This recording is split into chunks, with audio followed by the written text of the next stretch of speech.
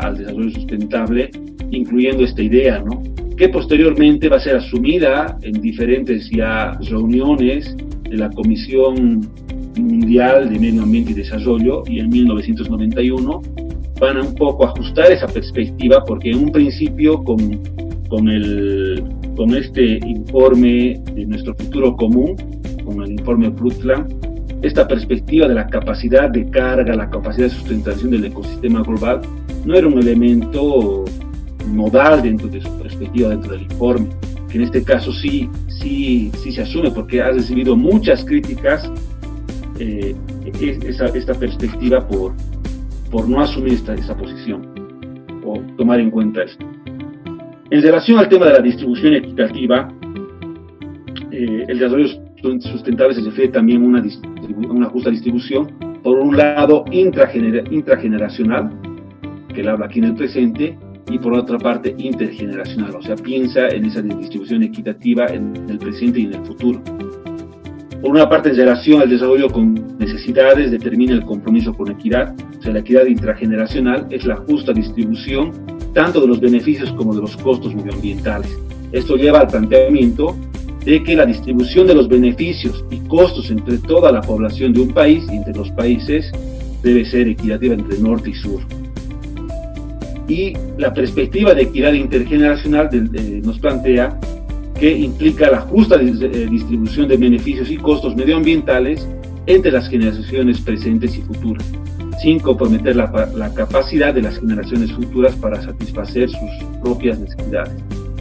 La interpretación de esto es de que como política económica no se refiere simplemente al crecimiento, sino también a la incorporación de la equidad como intergeneracional y a los componentes no monetarios del bienestar en la política económica.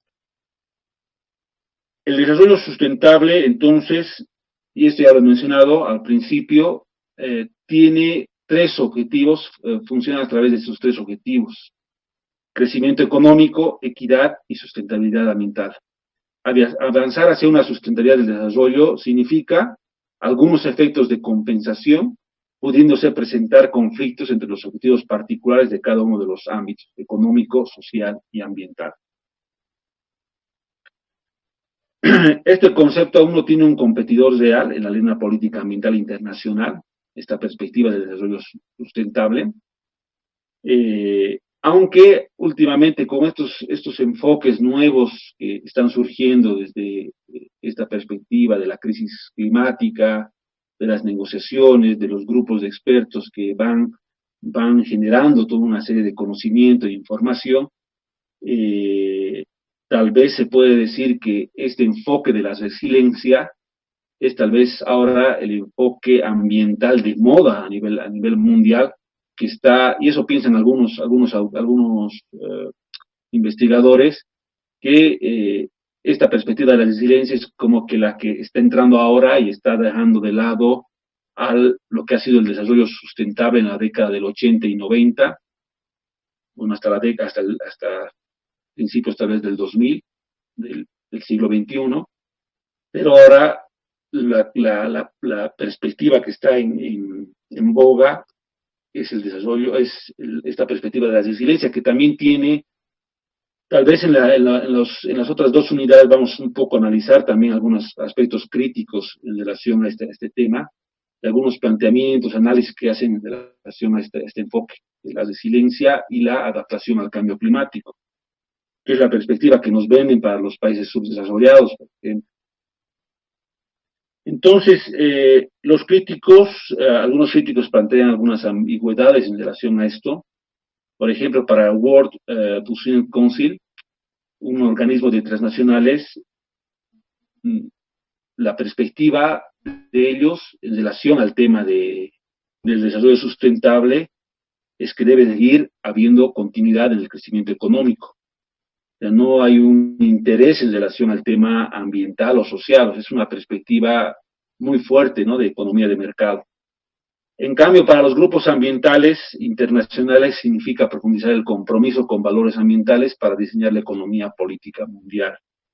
Y realmente esta perspectiva de la sustentabilidad, incluso en sus dos palabras, desarrollo sustentable, se ha ido el concepto de sustentabilidad, sostenibilidad, saliendo de todo ese componente, de ese contexto que ha tenido, que tiene un contexto en su desarrollo para la construcción de ese concepto, de esa idea, de ese enfoque que se ha ido dando, y ahí se ha ido aplicando y se aplica el tema de la sustentabilidad o la sostenibilidad en todo. O sea, esto está ahora metido en todo tipo de perspectivas, enfoques, economía social con sustentabilidad, siempre está entrando ese concepto más allá de estas ideas que tiene en relación al tema del desarrollo sustentable o a este enfoque de la sustentabilidad.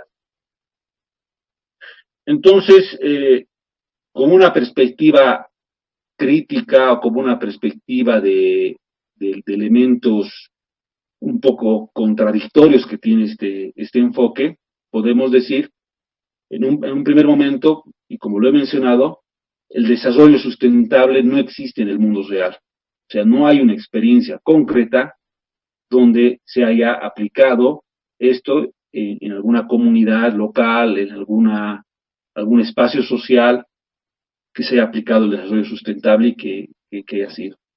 Entonces, más que un planteamiento de una política que tiene aspectos bastante definidos técnicos o concretos o prácticos, más parece ser un enfoque idealista. Ese es uno de los elementos a la crítica, y ofrece poco camino en la medición y los objetivos para lograrlos, o sea, qué indicadores, qué aspectos bastante concretos para poder ser aplicado esta perspectiva, no lo tiene. Los defensores pragmáticos, si queremos avanzar, dicen, en los valores ambientales, el desarrollo sustentable es el mejor instrumento disponible. Aunque otros críticos también dicen que el crecimiento sustentable sería imposible en un mundo finito. Esa es una de las principales cosas, ¿no?, que también lo hemos mencionado. Tomar en cuenta los límites ecológicos que impulsan los catastrofistas es ese elemento que tiene que agarrar el desarrollo sustentable para que por lo menos tenga un poco más de sustento esta su perspectiva. Por último, están los que consideran que es preciso reconocer que la tensión y el conflicto son inherentes a la sola idea de desarrollo sustentable. Es un concepto que visibiliza disputa, principalmente por estos tres objetivos que quiere armonizar, se puede decir, que es el crecimiento económico, la parte económica en la perspectiva, en la visión del desarrollo capitalista, en la perspectiva sea del extractivismo, en toda esta visión que se tiene, con la cuestión de equidad, del desarrollo humano, de calidad de vida, y con el tema de no transgredir o no generar externalidades en relación al tema del medio ambiente. En ese sentido hay un tema de una disputa y un conflicto que no se puede lograr equilibrar, y también por eso es una cuestión y un imposible tal vez en un mundo real, en una experiencia concreta, armonizar esos tres aspectos, principalmente ya sea como economía y medio ambiente o el tema social, claro, desde la perspectiva que está planteado el desarrollo sustentable, ¿no?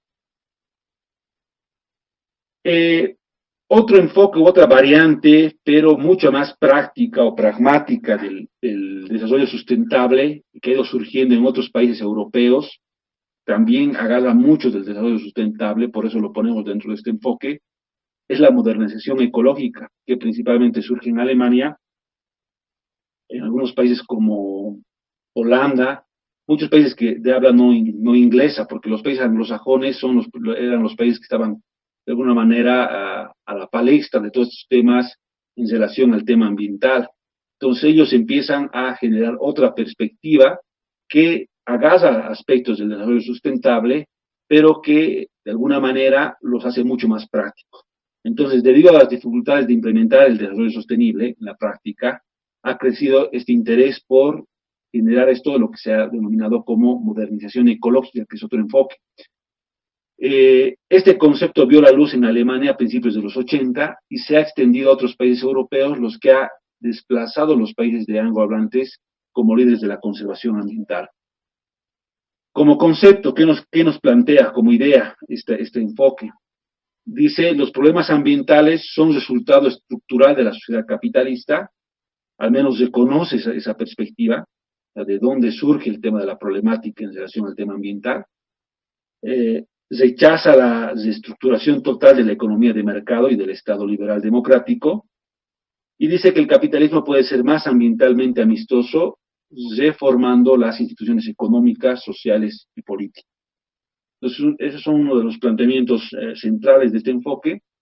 También comparte con el desarrollo sustentable la reconciliación entre crecimiento económico y protección ambiental, de ahí también que tiene esa articulación con el desarrollo sustentable, pero es más explícita en cómo hacerla, al menos en los países altamente desarrollados. O sea, cómo aplicar esta perspectiva de la armonización entre crecimiento económico y protección ambiental.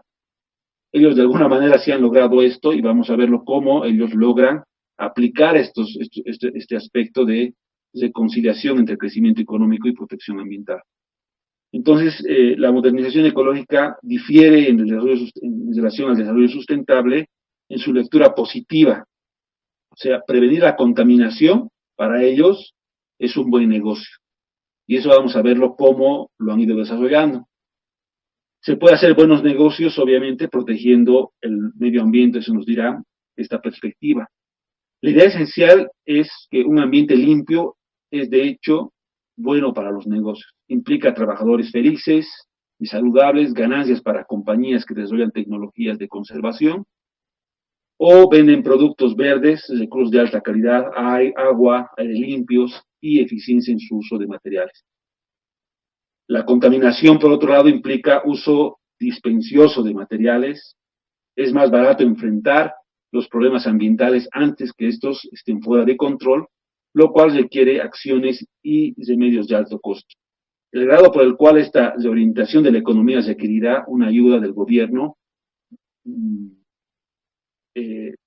se mantiene como un tema abierto también. O sea, la articulación que los gobiernos estén articulados estas perspectivas, no solo únicamente desde la parte privada, se puede decir. La modernización ecológica también incluye o ha incluido criterios ecológicos en el ciclo productivo.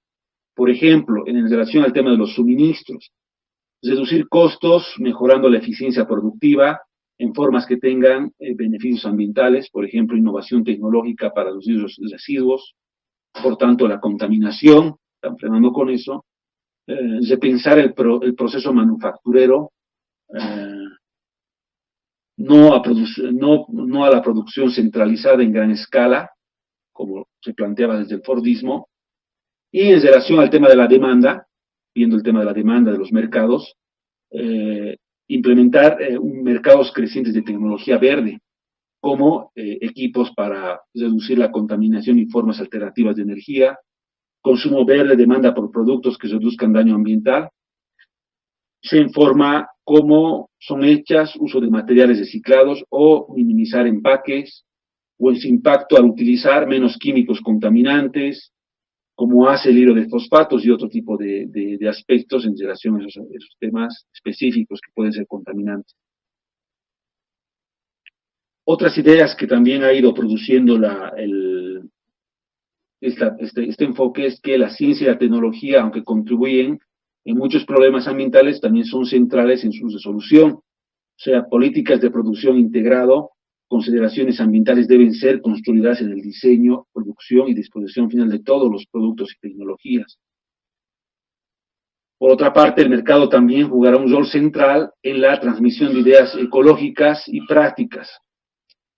La condición clave son los costos de daños ambientales, deben ser calculables a través de internalización de costos externos.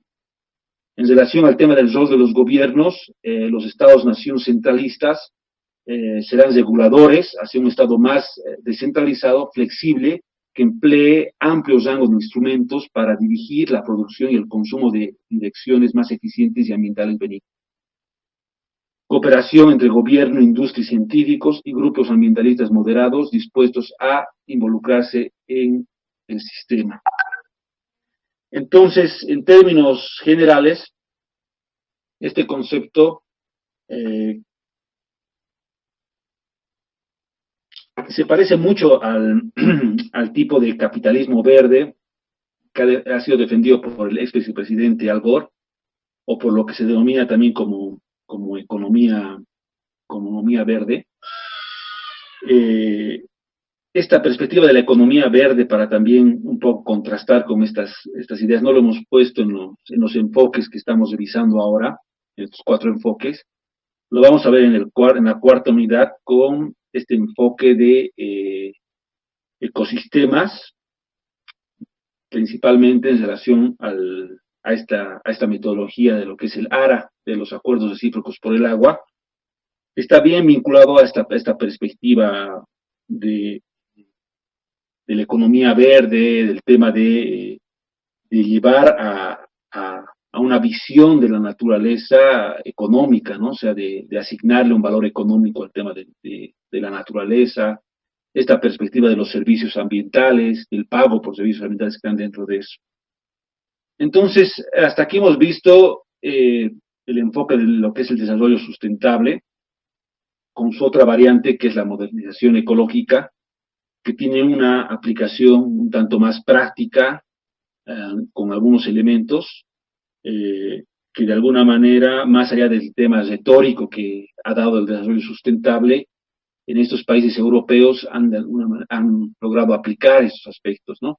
Han logrado aplicar y han logrado articular en relación al tema de la producción económica con el tema ambiental, y eso se lo puede ver actualmente. El último enfoque que vamos a ver es el radicalismo verde, que es un enfoque que tiene también una perspectiva mucho más radical.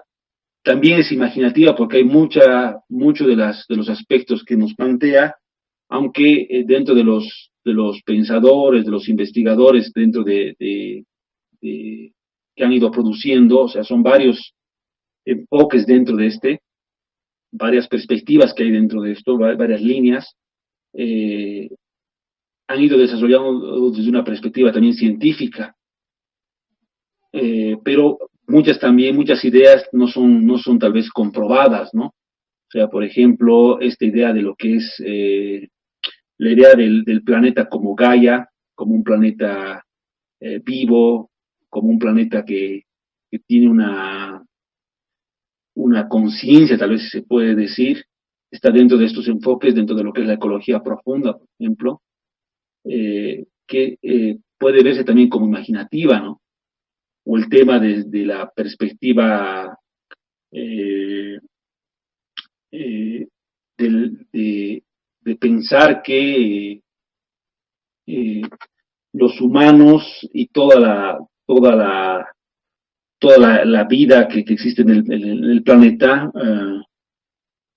tienen una perspectiva tal vez de igualdad, esta igualdad biocéntrica que se habla, que son elementos tal vez construidos desde estos enfoques, desde estas perspectivas, que en muchos casos tienen ideas que no recaen tal vez en cuestiones prácticas o concretas. Son también perspectivas que surgen de idealismo, si se puede decir. Entonces vamos a ingresar a analizar, en principio, lo que es la ecología profunda y el bioregionalismo. La ecología profunda es una ideología verde radical, más conocida y popular, fundada por el ecologista noruego Annie Naes en 1973. También se le ha catalogado bastante esta perspectiva como dentro de lo que se conoce estas perspectivas de la nueva era o New Age. Su perspectiva central de la ecología profunda es que la crisis ambiental principalmente es una crisis de conciencia. Ellos parten de ahí. La forma como pensamos acerca de la naturaleza y nuestra relación con ella es pura y simplemente incorrecta, nos dice. O sea, desde ahí surge, desde la relación de cómo nos articulamos, de cómo pensamos o cómo nos relacionamos con la naturaleza, ahí surge el problema. En ese sentido, identifican también a un sistema social y económico como parte de la problemática ambiental. Esa también es uno de los aportes que tiene estos enfoques que identifican la problemática ambiental como la crisis del capitalismo, la crisis de ese sistema económico. La ecología profunda busca reducir la arrogancia humana cuando debe enfrentar con el mundo natural. O sea, tiene también una perspectiva bastante espiritual, si se puede decir, en relación al tema de lo que es el tema de la naturaleza. La ecología política es reconocer la necesidad de una autorrealización del potencial individual, tanto para el hombre como para el resto del mundo natural.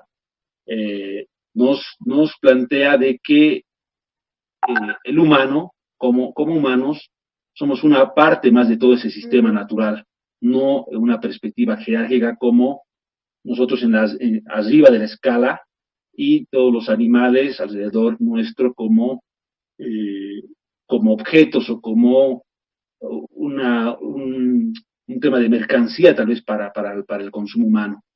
Entonces todos y todos deberían desarrollarse y vivir sin interferencia, pues toda la vida tiene un valor y un potencial en sí mismo y por sí mismo, y no solo para los otros. La ecología profunda también llama por la igualdad biocéntrica, esta idea, ¿no?, de que tanto los humanos y todos los seres vivos somos iguales. Algunos lo llaman biocentrismo o ecocentrismo. Eleva la autorrealización a un derecho de tal manera de que todas las criaturas en la Tierra tienen el derecho de ser y desarrollarse en todo su potencial. Como pregunta, esto significaría que los humanos son iguales, por ejemplo, a las hormigas o algún otro animal. O sea, para la ecología profunda esto no necesariamente es el caso legalmente, pero deberíamos ser conscientes, considerados iguales, en el sentido que somos parte de una gran comunidad biótica. En relación a, en relación a esta perspectiva, entrando en el análisis de lo que es al sector agua, por ejemplo, en el caso de Cochabamba, hace algunos años, desde la gobernación de lo que es el, el, ¿cómo se llama esta unidad que se encarga del tema de agua en la gobernación? Sacaron una publicación que tal vez la pueden ver por internet o la puedan revisar, aparece en Google, la pueden descargar, que es la agenda del agua. Es un análisis y un diagnóstico que hacen del departamento de Cochabamba en relación al tema de la problemática del agua, donde plantean determinadas perspectivas para poder llegar a superar esta problemática que también se tiene en Cochabamba. Algo interesante y que se puede articular en relación a esta perspectiva de lo que es la ecología profunda, está articulado y está planteado dentro de su propuesta, que es este tema de entender el tema del agua. O sea, hay un concepto que ellos crean, bueno, que desarrollan, tal vez no sé si lo han creado, que se llama cultura del agua, el cual, o sea, ellos dicen, nosotros, o sea, en Cochabamba o a nivel nacional, se puede decir, o como humanos, requerimos hacer ese cambio de cómo nos relacionamos con el agua, en una perspectiva diferente, ¿no? Y eso mucho lo traspolan en la perspectiva también de los pueblos indígenas, campesinos, en relación al tema de la relación que ellos tenían, por ejemplo, con el agua, que no es la misma que tenemos, por ejemplo, en la ciudad. O sea, había una articulación con el agua, de respeto, o sea, hay un tema de cultura del agua, ¿no? Que eso deberíamos ir trabajando. O sea, eso lo plantean como política en relación a este tema de la agenda del agua. Esa es una perspectiva, por ejemplo, interesante y que se acerca a esta idea de lo que nos plantea la ecología profunda. Eh, por otra parte, estas ideas de ecocentrismo o biocentrismo también elevan la autorrealización a un derecho de tal manera que todas las criaturas en la tierra misma tienen el derecho a desarrollarse en todo su potencial. Bueno, eso ya lo hemos dicho. Entonces, las recomendaciones desarrolladas por NIS por este noruego que ha ido desarrollando esta perspectiva, se concentran en valores, pero también en políticas, enfatizando el igualitarismo, autonomía local y descentralización. Esos son algunos de los planteamientos concretos que nos plantea la ecología profunda. Algunas otras perspectivas que también han bebido de esta perspectiva es el ecofeminismo, que rescata, por ejemplo, la crítica en relación a la dominación del hombre sobre la naturaleza, la cual asimilan a la dominación del hombre hacia la mujer. Y también eso la asocian a la tierra en algunos casos. Entonces, también ha tenido su influencia o incidencia en otras perspectivas este enfoque de la ecología profunda. Algunos argumentan que una visión ecocéntrica requiere poner la tierra y sus áreas silvestres antes del bienestar del ser humano en cualquier decisión política, enfatizan un cambio en el estilo de vida y defienden el sabotaje de proyectos que amenazan la vida silvestre.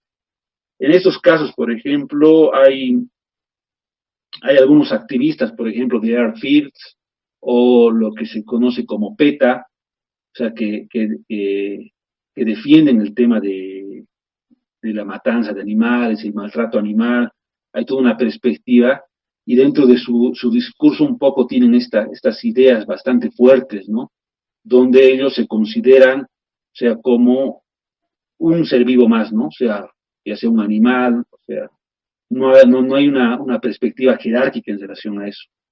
Eso tal vez muchas veces ha sido criticado también por algunas otras perspectivas de ver ese tema, ¿no? O sea, de vernos iguales como otros seres vivos.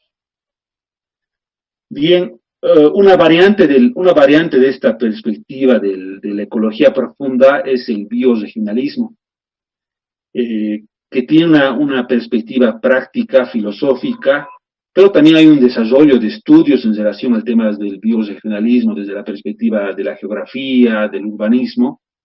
Se han desarrollado algunos trabajos en relación a esto. Esta perspectiva principalmente ha estado en América Latina, no ha tenido mucha repercusión, principalmente en Estados Unidos, en Canadá ha habido bastante fuerza de este enfoque, los cuales proponen desarrollar acciones de resistencia y innovación, principalmente enfocados a la destrucción de sus sistemas naturales en sus regiones. O sea, ellos ven mucho el tema de cómo el tema de una región que es a la vez una región física, social, ambiental, es transformada por la sociedad y cómo se puede llegar de alguna manera a vivir en un equilibrio, vivir en una armonía en ese sentido. O sea, incluso articulan esta perspectiva y esta filosofía en un sentido de, por ejemplo, articular todo el tema de la producción de una bioregión, o sea, que una bioregión puede llegar, por ejemplo, a ser autosustentable si se maneja de manera adecuada un espacio físico, geográfico, un territorio, en sus condiciones ambientales, en las condiciones productivas que tienen esto, ¿no? Entonces, ellos tienen un planteamiento muy fuerte en relación a eso y cómo el tema de la bioregión también determina el tema de los comportamientos sociales. En esa perspectiva también coinciden con lo que es la ecología profunda. Entrando a perspectivas más sociales de estos enfoques, está lo que es la ecología social y lo que se denomina como ecología socialista o ecomarxismo. La ecología social, o también hay una variante de la ecología social más vinculada al anarquismo. Hay un autor muy importante de esa perspectiva, que es Murray Bookchin. El planteamiento central de esta perspectiva desde la ecología social, que él nos plantea como la problemática central en relación al tema de la problemática ambiental, nos dice él, que surge a partir de lo que es la dominación, él nos dice, ¿no?, las jerarquías, de la dominación del hombre sobre el hombre, de la explotación, esas formas de dominación que se han ido construyendo a lo largo de la historia, porque hace una revisión en este su libro de lo que es la ecología de la libertad, hace una revisión de todo el tema de cómo se han ido desarrollando las sociedades, y esta misma visión hace que el hombre, por tanto, llegue a este tema de la dominación hacia la naturaleza.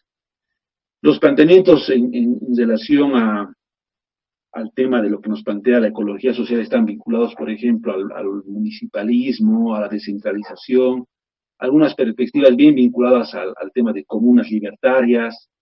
Esos son los planteamientos que yo desarrollando desde la perspectiva de la ecología social. En cambio, la ecología socialista o el ecomarxismo desarrolla desde la teoría de Marx y partes de lo que es la segunda crisis del capitalismo, entendiendo que la primera crisis se focalizó en la mercantilización del trabajo y las relaciones de clase que causan la desigualdad y la sobreproducción. El ecosocialismo o el ecomarxismo se va a centrar en esta crisis que, bueno, ahora estamos también analizando en este módulo, que es todo el tema de la problemática ambiental que ha generado el capitalismo, ¿no? Es la segunda crisis.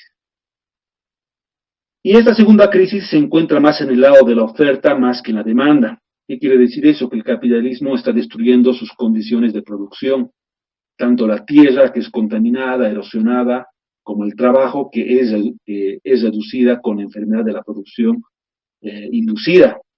Mientras el capitalismo rechaza asumir los costos de esa destrucción, en sus costos, sus prácticas están llevando a una crisis ecológica, por tanto, a una crisis económica. Es el planteamiento central de este enfoque. Los movimientos ecológicos responden a esta segunda crisis. Estos movimientos, y no solo movimientos proletarios, serán los principales agentes del cambio social, nos van a decir ellos, y de la democratización social. Y esto se ha ido viendo a nivel global, ¿no?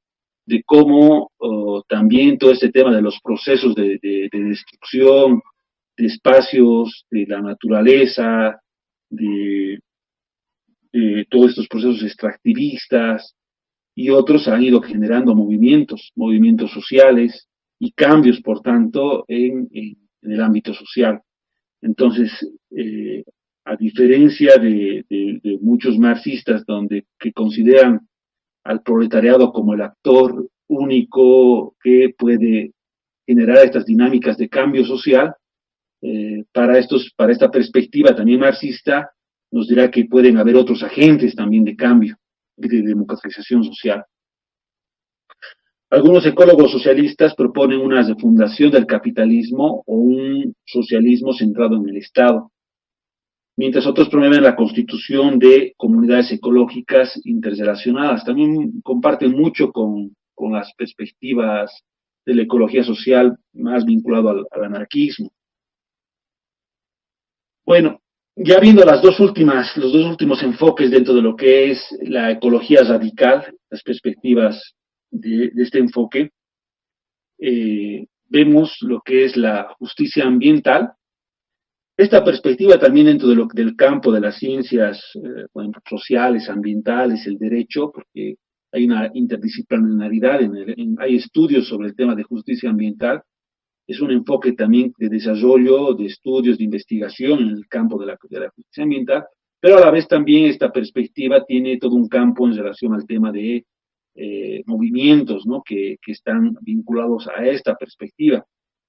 Pero lo primero que surge, antes de surgir los estudios, han surgido las problemáticas y de ahí surge el concepto de esa definición de justicia ambiental. Este movimiento es de origen norteamericano y su argumento básico es que los pobres, la gente de color y los indígenas serían en mayor riesgo en relación al resto de la sociedad de riesgos ambientales. Esto surgió en unos guetos en Estados Unidos, donde empezaron a implantar en los guetos donde había comunidades negras, diferentes fábricas que contaminaban. Entonces, eso también fue visto en un principio como, su denominativo también era como racismo ambiental, se podía denominar por ese tema. O sea, de que en este planteamiento de lo que nos dice, ¿no? O sea, en lugares o espacios donde están ubicados minorías, en este caso negros o indígenas, campesinos, se van dando estos temas donde se ponen todo lo que el metabolismo, ya sea de una ciudad, expulsa, ¿no? O sea, lo que excreta las ciudades, tienen que ir a parar a los lugares donde existe esta gente pobre principalmente. Entonces, de ahí surge esta perspectiva, la cual enfatiza la equidad, la inequidad en el asentamiento de basura tóxica, materiales peligrosos, incineradores, terrenos baldíos e industrias polucionantes. Así comenzó esto y surgió todo un movimiento que empezaron a frenar todos estos procesos que estaban generando en sus comunidades o en estos guetos negros. Ha enfatizado temas tan diversos como las enfermedades ocupacionales en los pobres y la gente de color como aquellos ligados con dioxinas, pesticidas o exposición a solventes, y el desplazamiento y envenenamiento de poblaciones indígenas con minas, uranio, presas hidroeléctricas. En el caso, por ejemplo, para bajar a un ejemplo, en el caso boliviano, o en nuestro contexto, y hay algunos autores o investigadores en relación al tema de la gestión del agua que han tenido algunos planteamientos que surgen justamente de esta idea, de lo que se denomina injusticia ambiental, o también han denominado lo que es la injusticia hídrica. En el caso cochabambino, nuevamente vamos a dar un ejemplo. Podemos ver esto, por ejemplo, en la zona sur de Cochabamba, de la ciudad de Cochabamba, del Cercado. Hay muchos planteamientos que nos dicen que todo ese tema de la reconfiguración en relación al tema del acceso al agua tiene que ver también con estas relaciones de poder que se han ido generando en este municipio, de lo que es el norte, la zona más, se puede decir, económicamente estable, grande, en comparación a todos estos sectores de asentamientos pobres, de migración que se han ido dando en todo lo que es la parte sur de este municipio. Estos aspectos también en relación al tema del poder, de la dominación, ya sea de la administración pública, y de todos los aspectos han ido generando estos procesos en relación, por ejemplo, al agua, que hay un tema de inequidad en estos espacios, ¿no? Todo el tema, por ejemplo, de la gestión de sus sistemas de agua, en la gran mayoría de las OTBs, de las juntas vecinales de la zona sur, se las han ido propiciando ellos, construyendo ellos mismos. No ha habido un aporte del aporte público para la construcción de estas redes. Nada fuera de esto, a lo que también podemos ver, además, con otros elementos que no están relacionados al tema hídrico, están articulados a cómo todos los residuos de la ciudad, de la ciudad van a parar también allá. Tenemos la planta de aguas residuales de Albarrancho que funciona en la zona sur, el botadero de residuos sólidos en Caracara, todo el tema de la contaminación hídrica que va a parar a partir del río Rocha, obviamente que baja por allá. Hay muchos elementos que nos pueden decir que ahí, por ejemplo, ha habido todo un tema de construcción de esta forma de cómo se ha ido dando el tema de la gestión del agua y de otros aspectos que tienen que ver con estos elementos que nos está planteando la justicia ambiental, por ejemplo. Y creo que eso va a seguir continuando porque también estos temas, y esto también lo analiza la ecología política, que lo han podido ver también en la primera unidad, es cómo estos temas de la gestión del agua o el tema hídrico están atravesados por relaciones de poder, y esto no sale de esa perspectiva, ¿no? O sea, estas situaciones de cómo se construyen el tema de los accesos al agua, de poder tener acceso a servicios básicos, están también vinculados a estos temas. Hay algunos planteamientos que se han dado. Rocío Bustamante, por ejemplo, del Centro Agua, un poco habla de estas perspectivas de la injusticia ambiental vinculadas al tema de la zona sur, que podrían revisar. Bueno, eso como un ejemplo concreto. También vemos que este movimiento diverso, pero su foco político, principalmente, se ha centrado en la equidad distributiva y de procedimientos. O sea, no solo se argumenta que por mayor equidad y una reducción generalizada en la exposición de riesgos ambientales, sino que ellos a menudo demandan el reconocimiento de su posición y participación en el desarrollo de políticas ambientales. O sea, las reformas gubernamentales a menudo son criticadas no solo por no distribuir equitativamente y adecuadamente los riesgos, sino también por no involucrar a comunidades en el proceso de implementación de esas políticas. Es otro de los elementos también que nos plantea la justicia ambiental, esta perspectiva. Este movimiento también promueve la organización de grupos locales, organizados en redes, en regiones o alrededor de temas particulares. Estas redes no solo negocian con el gobierno, sino que a menudo llevan a su caso y su poder colectivo directamente a industrias, corporaciones y comunidades. Estos son algunos aspectos que se han ido dando a nivel global desde esta perspectiva, desde este enfoque, o estos movimientos de justicia ambiental. Una variante de este movimiento de justicia ambiental es el llamado ecologismo popular o ecologismo de los pobres, desarrollado fundamentalmente por John Martínez Alier. Este es también un investigador vinculado a este enfoque de lo que es la economía ecológica, y nos dice que en la relación entre pobreza y medio ambiente existen enfoques que atribuyen a la pobreza como el principal causante de la degradación ambiental. O sea, la realidad muestra que los problemas ambientales están vinculados en un estilo de desarrollo dominante que ha generado inequidad social y degradación ambiental. Y esto concuerda justamente con el informe Brundtland, donde por primera vez se acuña el concepto de desarrollo sostenible, que expresa esta tendencia justamente a la degradación ambiental a partir del desarrollo, ¿no? De ahí el tema de cambiar esa perspectiva, pero que al final no ha logrado nada. Los conflictos ambientales visibilizan movimientos sociales ecologistas o ambientalistas. Dos tendencias que guían su accionar es el ecologismo de la abundancia y el ecologismo de los pobres. En relación al primero, el ecologismo de la abundancia, está referido a los movimientos y grupos donde sus demandas giran en torno a lógicas proteccionistas, sean estas especies amenazadas, espacios naturales. Ese es el ecologismo pensado desde la propiedad, preocupado por mejorar fundamentalmente su calidad de vida.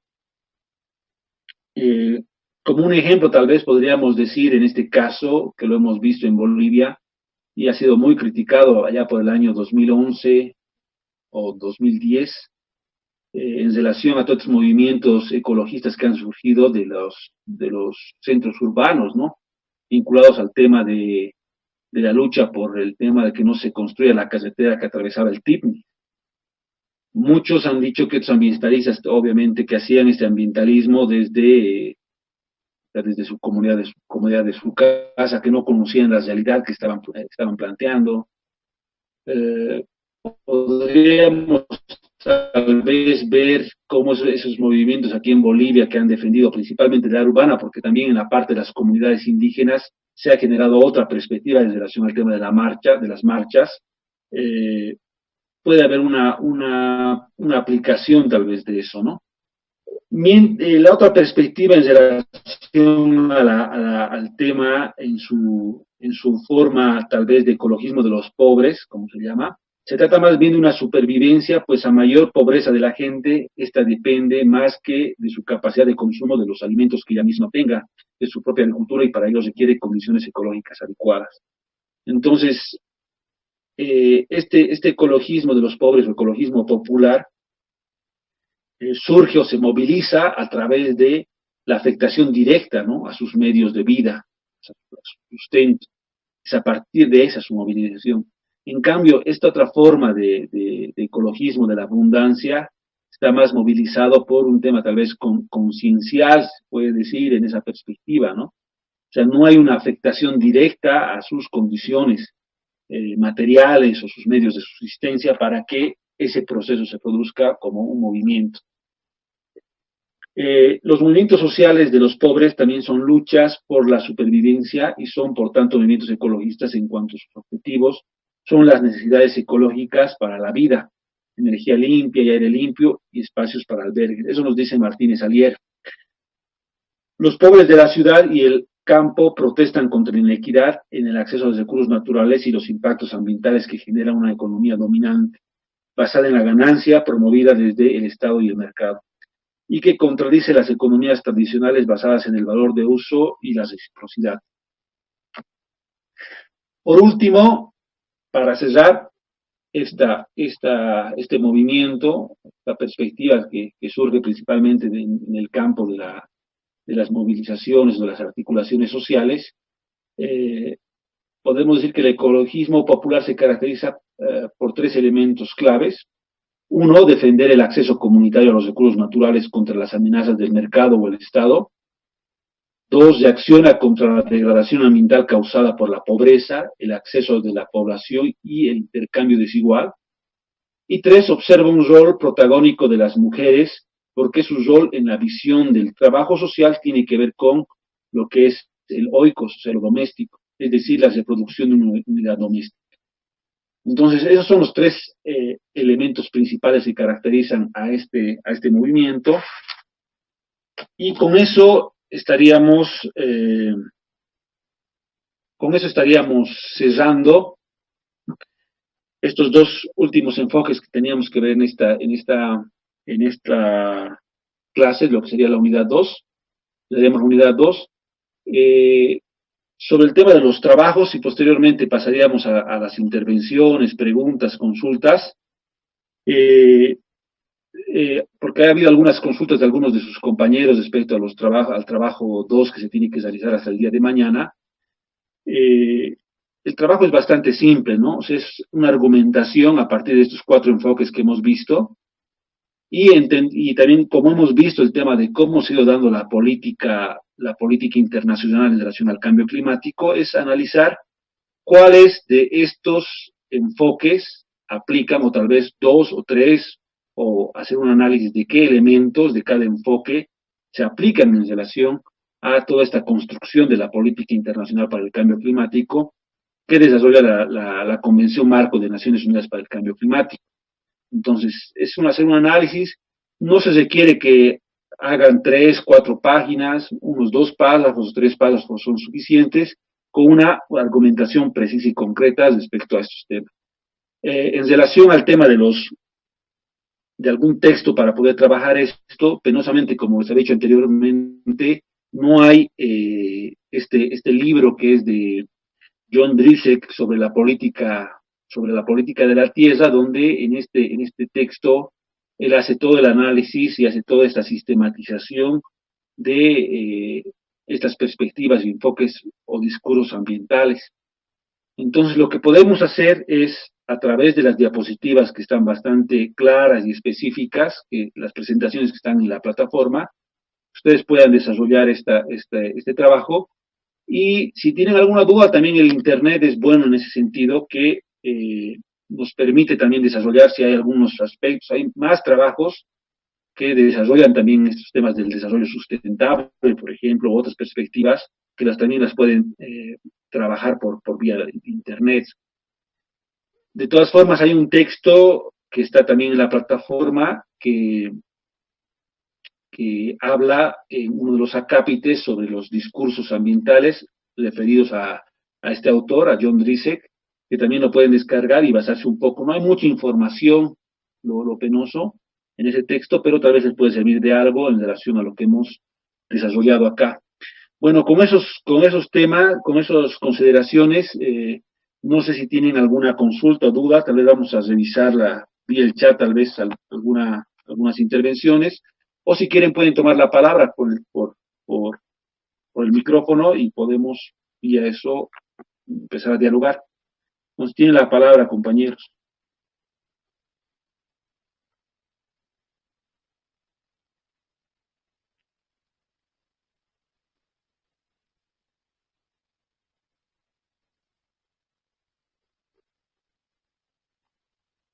No hay ninguna intervención.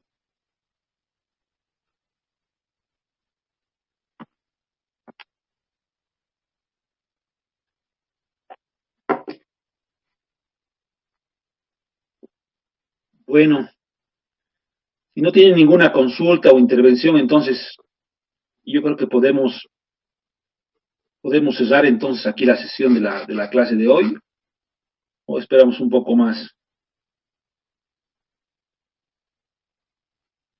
Aquí nos dice Ariel, tal vez podríamos hacer un resumen de lo más relevante de estos enfoques. Bueno, eh, ha sido tal vez un pequeño, un pequeño resumen sobre una síntesis sobre estos cuatro enfoques que hemos visto.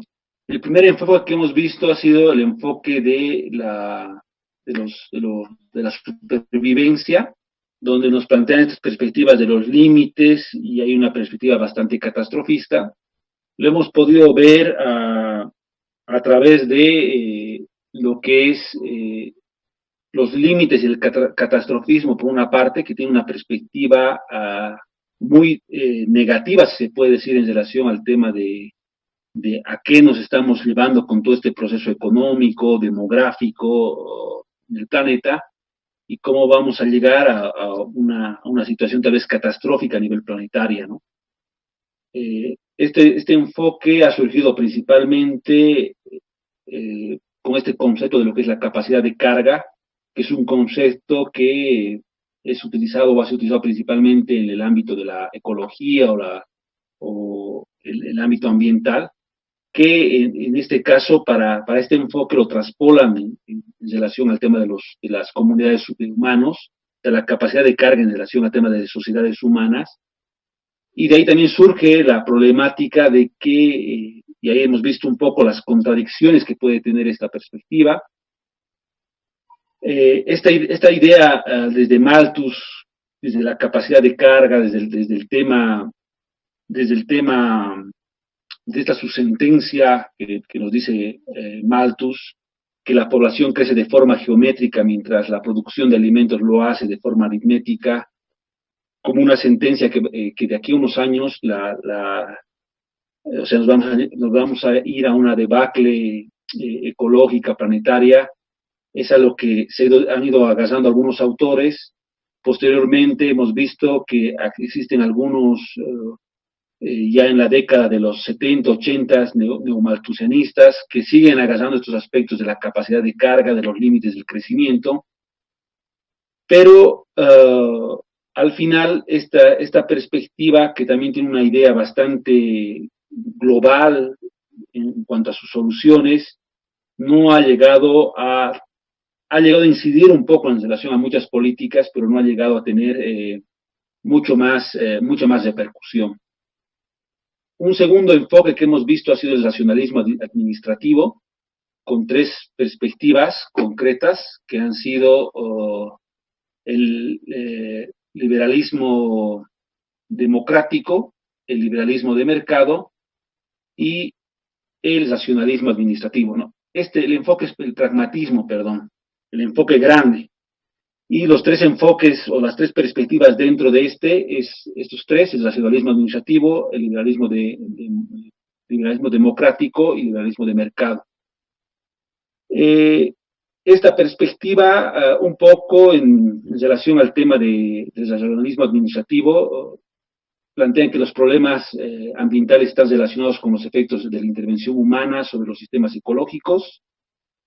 Los sistemas ecológicos, sistemas humanos, nos dicen que son complejos, y en esa complejidad nos plantea toda esta perspectiva de que se requiere el concurso de expertos, sea de la ecología, la ingeniería, la economía, la climatología. O sea, hace mucha alusión esta perspectiva al tema de que deben ser los científicos, los especialistas que deben resolver las problemáticas o gestionar esas problemáticas ambientales.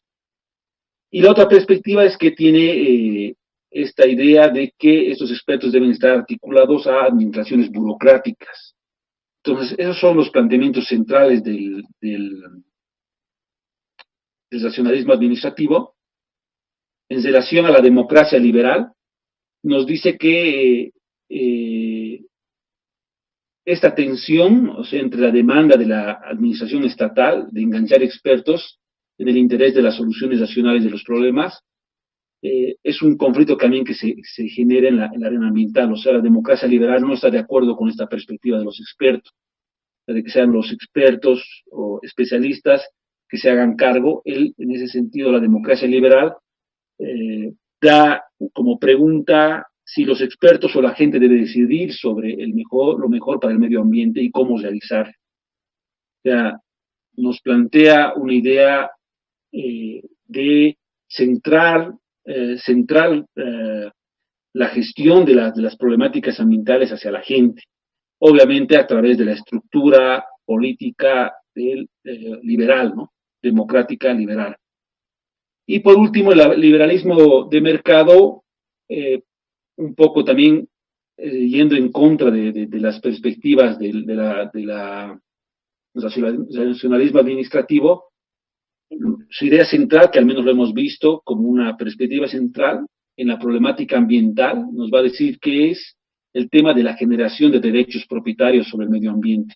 O sea que la perspectiva central de la problemática central en relación al tema ambiental está articulado a que no generamos este tema de apropiación sobre el medio ambiente, sobre los recursos, sobre la naturaleza. Este enfoque nos dirá a través de esa apropiación es que se puede hacer una mejor gestión de los recursos del medio ambiente. Esto lo hemos podido ver con algunos ejemplos que también en el área del cambio de las negociaciones climáticas se han ido planteando, que está articulado, por ejemplo, a los negocios de mercados de carbón y otro tipo de cosas también que están vinculadas al tema forestal, que tienen esta visión del liberalismo de mercado. Esos son los dos enfoques que hemos visto anteriormente. Y para hacer un resumen corto en relación a la sustentabilidad, como perspectiva la sustentabilidad sí ve una evidencia, una problemática en el tema del crecimiento económico y cómo este crecimiento económico genera un proceso de deterioro ambiental. En ese sentido, dice que se debe hacer una armonización entre tres objetivos centrales que tiene el desarrollo sustentable, que es el ámbito del crecimiento económico, de la equidad como la parte social, si se puede decir, y el tema ambiental. Articular esa triangulación en un tema armónico es el planteamiento que nos da el desarrollo sustentable. Lo que hemos podido ver a lo largo de las perspectivas que te plantean, más que es una idea que no se articula a una experiencia concreta de la realidad. No hay experiencias concretas de desarrollo sustentable. Esa es la perspectiva tal vez negativa que se ve en relación a esto. O sea, no existe en el mundo real experiencias de desarrollo sustentable. Y por otra parte ofrece poco en el camino de la medición y de los objetivos para lograr este desarrollo sustentable que nos plantea. En relación a una variante o a una perspectiva que se ha articulado a partir del desarrollo sustentable, hemos visto lo que es la modernización ecológica, y en cuanto a esta perspectiva hemos podido ver que agarra algunos aspectos, o sea, logra armonizar esta perspectiva que tiene que plantea el desarrollo sustentable, de articular el tema de la economía con el medio ambiente. Nos dice que los problemas ambientales también son el resultado de estructuras de una sociedad capitalista. Sí tiene un planteamiento directo en relación al tema de cuáles son las causas de la problemática. Rechaza la desestructuración total de la economía de mercado y del Estado liberal democrático.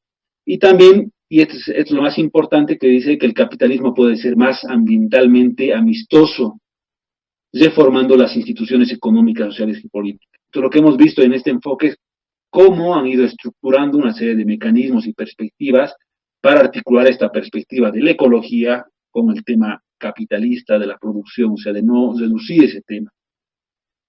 Entonces, ese es el segundo enfoque dentro de lo que es la sustentabilidad. Y por último, hemos visto lo que es el radicalismo verde, hemos visto varios movimientos y enfoques que se han ido generando a partir de eso, de estas ideas. Por un lado, desde las perspectivas de los movimientos sociales, de los movimientos ecologistas, pero por otra parte también desde una construcción también de de conocimiento que se da de esta perspectiva. Eh, esta idea, como lo dice el radicalismo verde, tiene una idea, una perspectiva más de fondo en relación a la problemática y en todas las perspectivas que hemos podido ver, la cual está centrada principalmente en la problemática de la relación hombre-naturaleza, o sea, la problemática de ambiental a nivel global o a nivel local de cada país está centrada en este tema de esta relación que hemos ido construyendo. Y esta relación está basada en un tipo de sistema social, económico, que lo identifica claramente en todas sus perspectivas, en todas sus variantes que hemos podido analizar. Entonces, no sé si he podido responder a esta consulta que nos hacen. Y los medios nos dicen lo siguiente, en referencia a la justicia ambiental, para el caso de Cochabamba, el recurso agua ha sido mejorado con negligencia, dice. Tenemos el proyecto Misicuni con años en su realización. Es importante ser autocríticos. Al parecer nos permitimos estar al margen, a veces considerando que son temas políticos y no nos conciernen.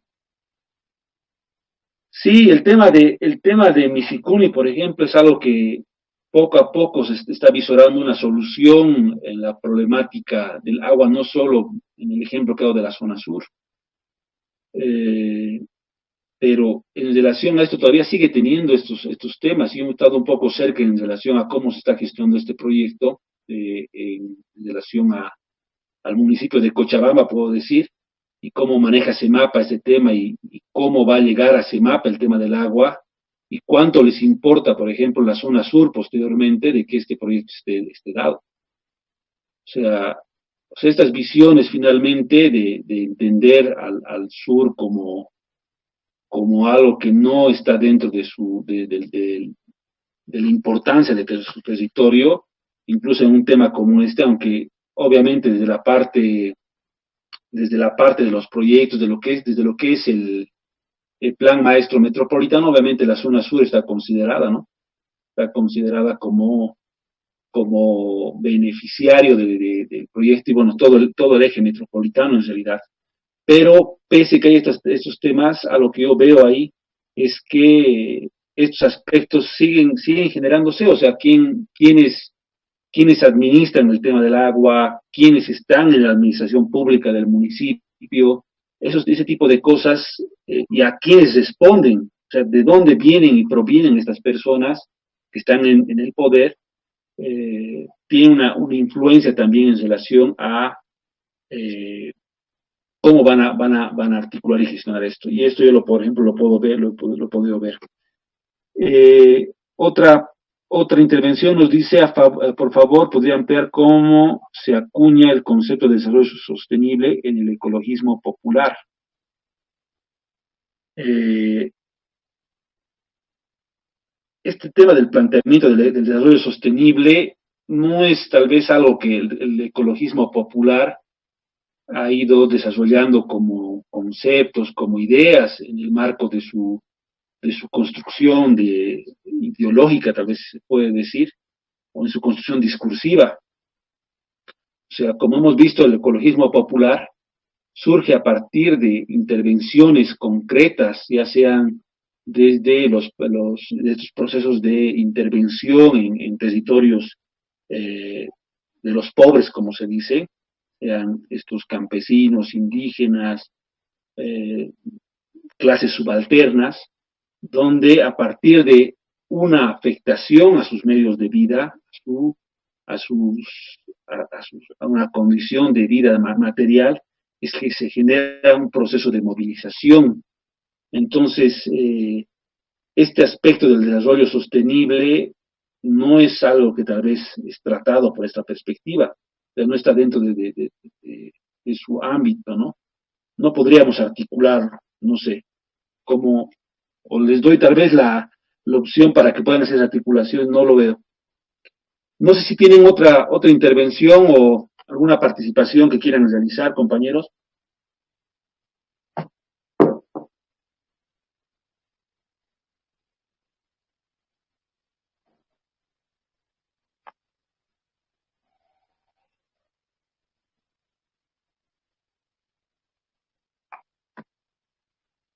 Bueno, entonces, si no hay más participaciones, vamos a despedirnos, vamos a concluir con esta clase.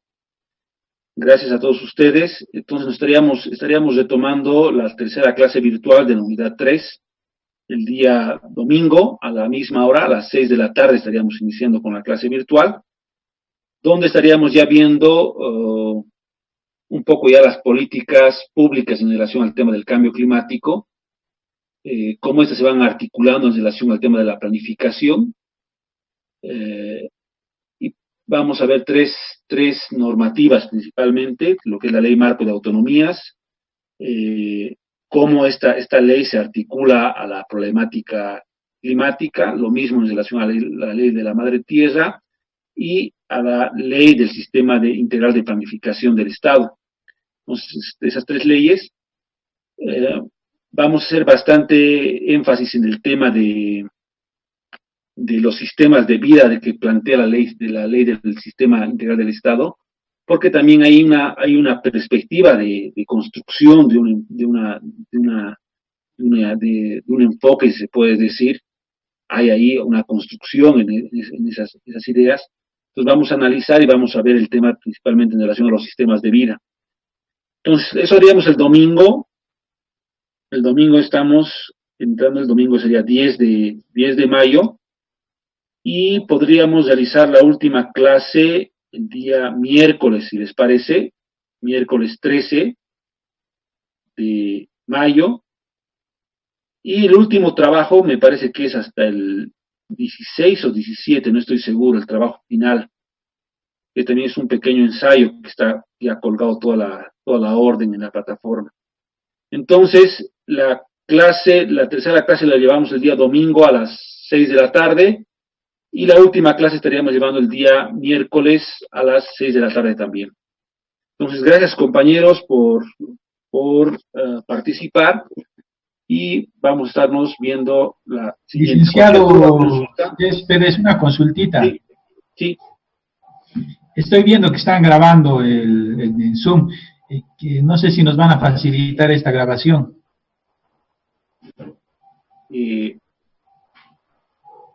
¿Quién está grabando? Yo no estoy grabando. ¿Quién está grabando? No sé, alguien está grabando. Voy a ver, obviamente lo podemos si alguien ha logrado hacer la grabación.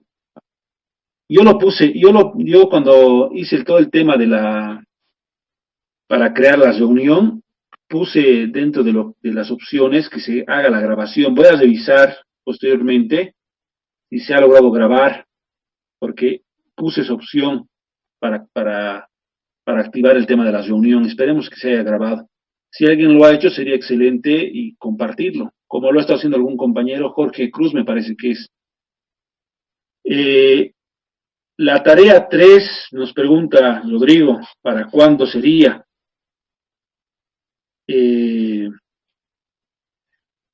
Estaba planificada para este domingo, ¿no? Lo que podríamos hacer es, tal vez las tareas 3 y 4, que la presenten en uno, directamente el domingo 17.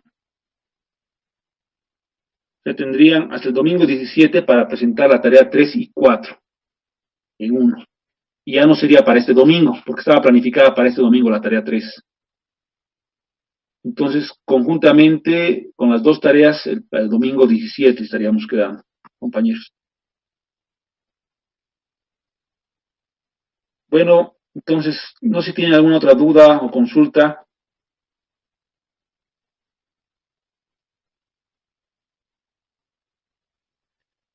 Bueno, hasta la siguiente clase, compañeros. Si tienen alguna duda por WhatsApp o por correo electrónico, podemos comunicarnos, como lo han estado haciendo algunos compañeros. Y gracias, que estén muy bien. Hasta la próxima.